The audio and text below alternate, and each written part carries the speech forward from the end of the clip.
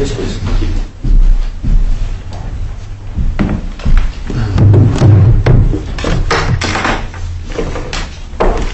Morning, man. This case is about a young airman whose concerns, valid health concerns, are being mismanaged at nearly every step of the way by the entire command team. And the government talks about how there's no changes in behaviors as a result of their interventions. No, to the contrary, his conditions actually get exacerbated by the command team's interactions.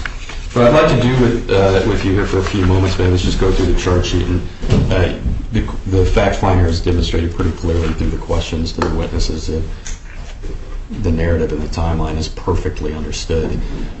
So I want to talk about some legal issues and some defects of proof in a very analytical way. I'll start at the top of the charge sheet with charge 1, which is now an Article 86 violation. I'll just go straight in order down the elements. First of all, I have some concerns here about the charge time period, 1 March 2023 to 10 April 2023. And it's a significant variance, right? Because it potentially would change the prospective maximum punishment, right? So the government's charged between 1 March and 10 April. In PE1, or my first concern here, starting with the government's very first exhibit, it seems clear that there's approved leave for 10 days of the charged AWOL period. Okay? That takes us out of an alleged AWOL of more than 30 days to one that's under 30 days. So in terms of like prejudice, in terms of that variance, it's actually a pretty significant one. And so I'd like you to consider here the fact that, firstly, under no circumstances was he AWOL from 1 March to 10 March. Firstly. Secondly, when we look at the remaining time period under the charged offense there, the evidence, I think, is unequivocal that between the 11th and the 31st, when they issue the order, that he is reporting, first of all, he is reporting to work in the very same manner in which he had been reporting since December. He's checking in. His whereabouts are known, and the government, that is Lieutenant Colonel Vasquez, is completely unconcerned with the manner in which he's reporting to work, telephonically checking in. How do we know that? Because there's an imposition of NJP on February 6th in which there is no failure to go or AWOL. And so what Senior Airman Castle has done between December and April is the status quo. And it's been determined to be completely acceptable. He's providing his whereabouts during that entire period. Now we're going to get to 31 March.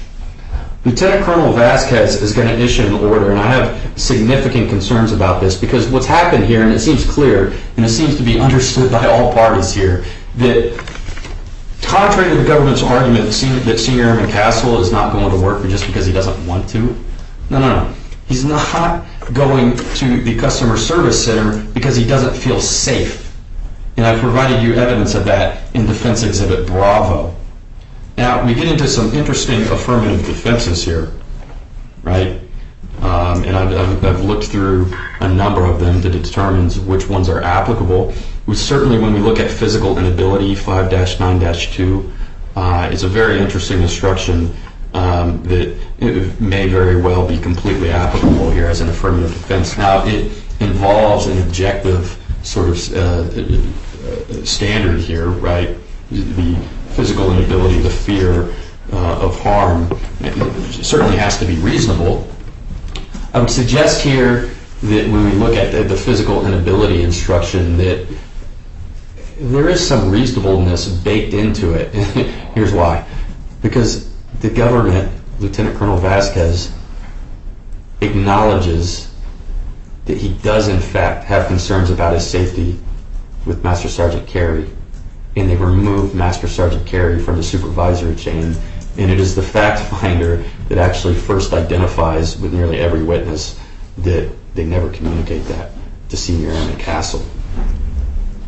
But baked into sort of the command's actions here is this idea that maybe it's not reasonable for him to go into work in a place in which he does not feel safe with his supervisor. Now, it takes them too long. It takes them too long to acknowledge this and to make the appropriate change on 31 March. But I'm going to suggest to you, ma'am, that 5-9-2 is applicable here. Now, that's going to take us up to sort of 31 March. Now, an order is issued. It kind of overlaps with Charge 3. It's the exact same nearly the same circumstances. I'm not suggesting that the elements are the same, but it's the same facts and circumstances when we look at Charge 3 and the specification. So Lieutenant Colonel Vasquez calls him into work, and he comes in. He's been providing his accountability in the same manner that he's been doing it since December, in which the government hasn't cared. And he receives apparently 2 orders here, one to go into the customer service center. The problem is they haven't told him that Master Sergeant Carey won't be in his chain. The second is to complete TAPS. Now, they've charged in the specification 3 the failure to obey an order from 3 to 7 April 2023. As it pertains to TAPS, the evidence that you've heard is that he was required to go to TAPS on 6 and 7 April. Not the entire week, just 6 and 7 April. And you've heard evidence that he was in fact there. Now, whether he was there for entire periods or not, or what the context there is, you have no evidence of that at all. But you've heard evidence that he is in fact at his appointed place in duty on 6 and 7 April. The government hasn't presented to you any MFRs, and to the extent that Tech Sergeant Crispin talks about it, incidentally, the person that supposedly writes an MFR that we haven't seen is Major Negrone, am I pronouncing that correctly? Right. Negretti, who incidentally was the person that shoots down the CDE, apparently. And so you've got a person here that also is mismanaging things. It seems to be clear that that major likely didn't have any personal knowledge as well. So we have significant problems with the information that Tech Sergeant Crispin is receiving. Certainly the only reason we didn't object to the potential hearsay there is because it's the court's question. So the court obviously thought it was relevant. But there are significant problems with the evidence that was presented through Tech Sergeant Crispin. And so we have his whereabouts here fully accounted for in Charge 3 in the overlap with Charge 1. So I'm going to ask you to find him not guilty of Charge 1 on account of the 5-9-2. To the extent that the court disagrees with me on that, the variance there actually is very significant. Moving on now to Charge 3, which I've already kind of been talking about here. The whole reason we call it Tech Sergeant Crispin was really for a very specific purpose here. And that is that his whereabouts are fully accounted for during that entire period that they charged. So I'm looking primarily at the 3 to 7 April dates. We know that on 6 and 7 April, there's reasonable doubt as to whether he was at his appointed place of duty. In other words, he was in fact at TAPS. So now we're looking at sort of this period of 3, 4, and 5 April, whether he wasn't at his appointed place of duty.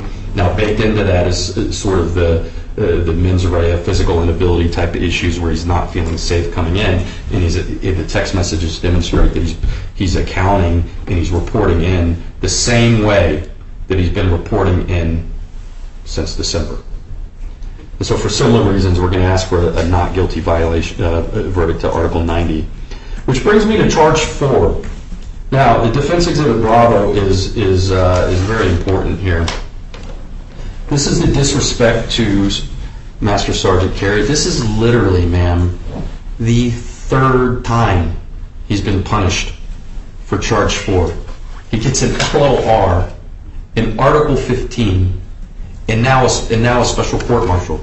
It's the 3rd time. Now, Our understanding of the evidence and what the defense here, the purpose of the cross-examination that Captain Tirado did was, first of all, to reduce and to narrow in sort of what the actual disrespect here is, right? And so she does a cross-examination on this concept of deportment.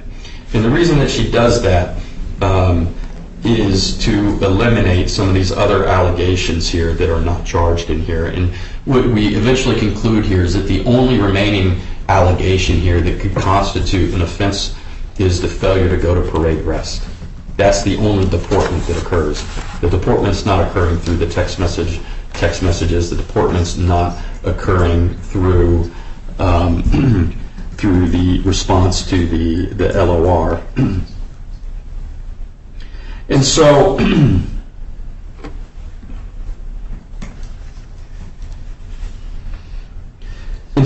what we've got here is, firstly, there's no diverse occasions here. There's actually a single instance is what we're dealing with, the way they charged it and the way the evidence came out. Secondly, it's a single instance for which this is the third time he's been punished. Thirdly, it's an instance in which he addresses in Defense Exhibit Bravo at about 12:38. And so when he goes in to talk up to the commander and to present his matters in defense extenuation and mitigation, he discusses what happens here with the LOR, and he discusses his raging blood pressure and his anxiety, which is spiking in that particular moment. And you've got Master Sergeant Carey, who's completely exacerbating the anxiety and demanding that Senior Airman Castle go to parade rest. And what you have here is a narrative in Defense Exhibit Bravo where Senior Airman Castle talks about at around 12:38 that he's kind of standing there and he's kind of shaking and he's rocking back and forth. I don't know that it rises to the level of physical inability, but it certainly is not disrespectful to him. And what you hear in the defense matters of defense extenuation and mitigation here is that Senior Airman Castle is basically saying to the commander that he wasn't trying to be disrespectful. It's just that his blood pressure had gone extremely high and that he was shaking from the anxiety. And so basically what he provides in defense there is that he wasn't trying to be disrespectful to Master Sergeant Carey. He was just struggling with some really significant physiological responses to the stressful situation. And so because he wasn't intending to be disrespectful by not going to parade rest in that particular circumstances, because there are indications that there was severe anxiety, and because as a matter of law that likely we do not believe that it was disrespectful for him not to go to parade rest, we're going to ask for a not guilty verdict to charge 4. That brings us to the assault consummated by battery, man. And look, the video speaks for itself.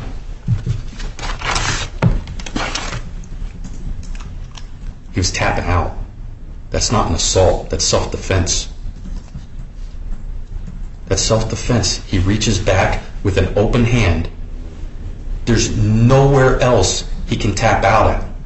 So you have this circumstance where security forces and the government says OSI isn't involved in this at all. Okay, well that actually makes things even more egregious that OSI is not involved in this operation. And I certainly have expressed outrage at the fact that they leveraged and used behavioral health to conduct this this arrest on an individual for which on 6 and 7 April was actually in his appointed place of duty at TAPS. TAPS, no less.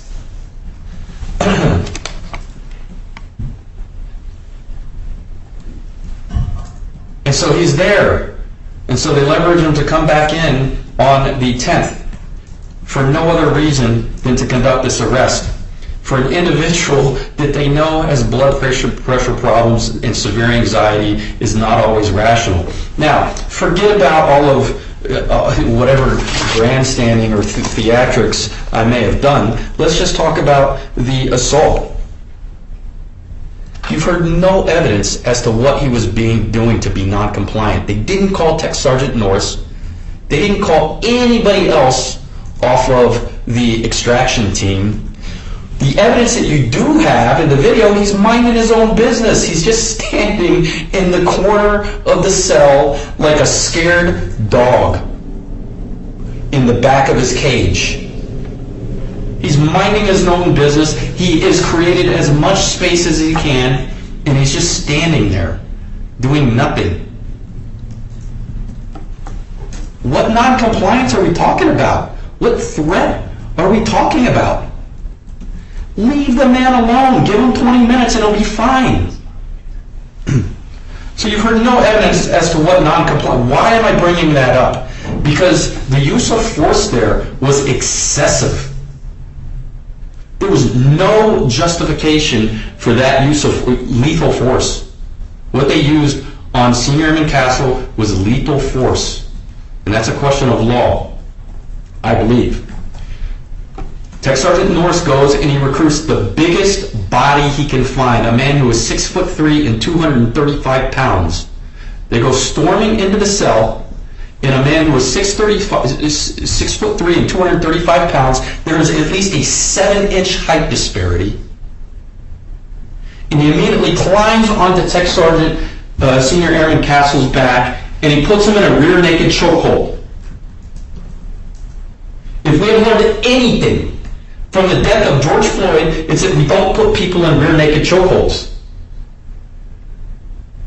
And you can see his arm around his neck as all 235 pounds is being supported on Senior Airman Castle's back, and a 235-pound man is using his full efforts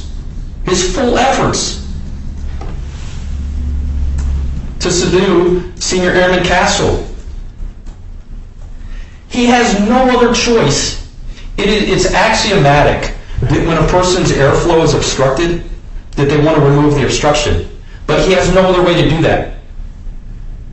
You can't really hear him talking in there very well, because he can't talk. He's got a giant arm around his neck. He can't use his other arm to tap out, because he's got 4 other human beings restraining him. He doesn't punch him in the face. It's an open hand, and it's an open hand in the only place that he can tap out at.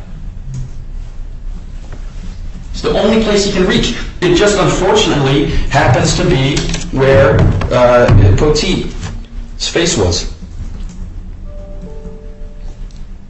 It's self-defense, man. First of all, it's not a punch. It's an open hand. And they say fist. I mean, they literally say punching and fist. That appears nowhere in the video. And it's self-defense to lethal force. It's self-defense to lethal force.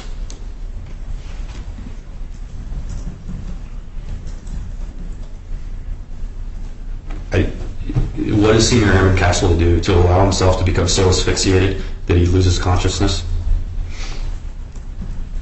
So it's perfectly justified as self-defense, ma'am.